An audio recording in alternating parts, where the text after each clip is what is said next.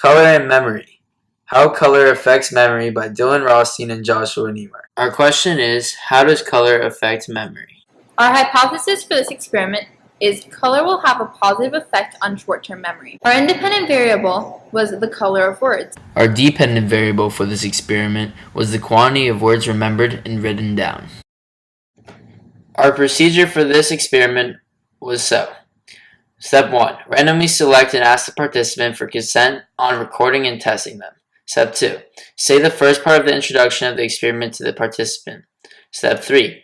Hand the participant the first list of 10 all-black words.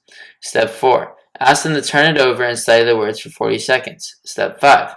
After 40 seconds, take the list and hand them a blank sheet of paper where you ask them to write down as many words as remembered. Step 6. Read the second part of the introduction. Step 7. Test the participants the same way as done in Step 4 and 5, but with the sheet of 10 randomly colored words. Step 8. Read the third and final part of the introduction to the participant heard in the first video.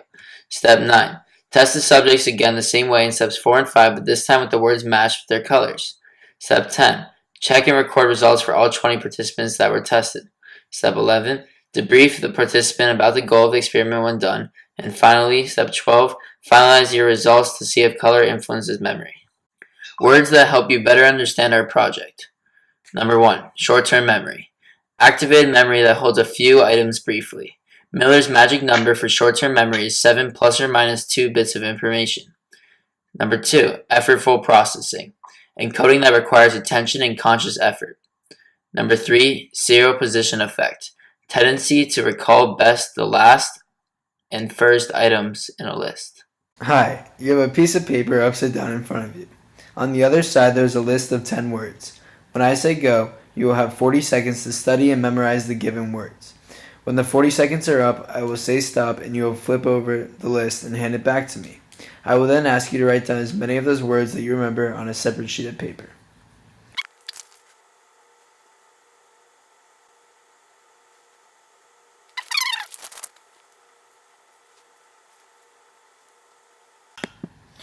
Now I will hand you a list of a different set of words that you will once again study and memorize for 40 seconds. Again, when the time is up, you will hand me back the paper and I will ask you to write down as many words as you remember on a separate sheet.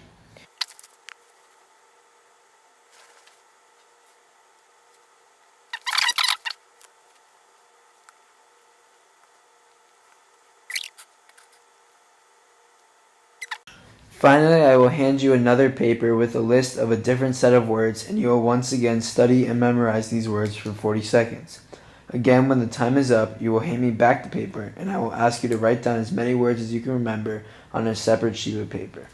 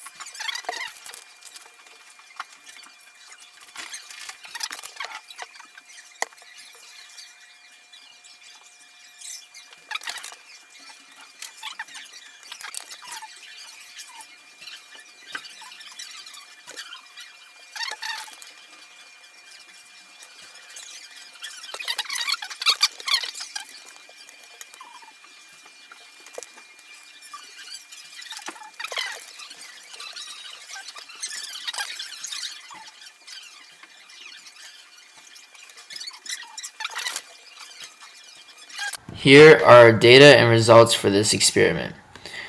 As seen through the graph, black words only had the highest number of words remembered. That scored an 8.1 out of 10 words remembered. Then came words matched with a specific color that pertained to that word at 7.4 out of 10 words. Finally came randomly colored words at 7.35 out of 10 words.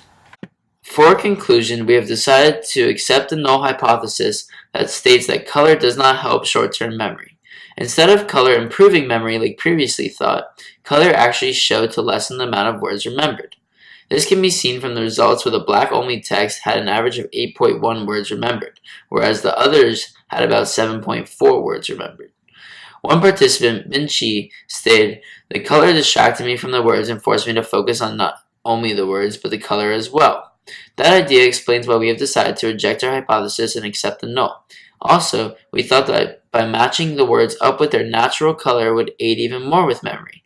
However, this also was not the case and had the same results as the randomly colored list. To sum it all up, the tests that were completed to see if color had a positive effect on short-term memory ultimately led to the rejection of the original hypothesis. Finally, what we could have done differently in this experiment was number 1, given the participant a designated amount of time to write down the studied words. Number 2, had 2 separate lists of the same words, one in color and one not, and given them to different participants instead of the same participants. Number 3, chosen people who had all had the first language of English. Number 4, test more people to get more accurate results. And finally, number 5, see how color and smell together influence memory, which adds another variable to the equation.